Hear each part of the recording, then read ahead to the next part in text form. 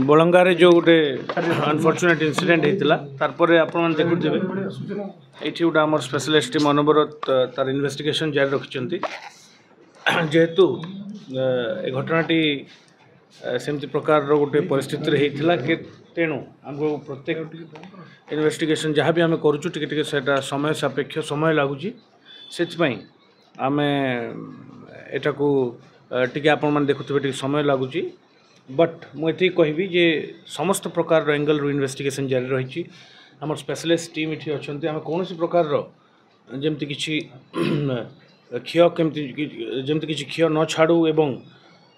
समस्त प्रकार एविडेंस जमी आम कलेक्शन करें से प्रति आम टीम अनवरत लगी रही एवं वर्तमान मुझे एक आपण जरिया कह इन्वेस्टिगेशन आम ठीक ढंग से चलती साइंटिफिक ढंग से चलती एवं आम वर्तमान सुधा कौन निष्कर्ष पहुँची पार्नु बट आम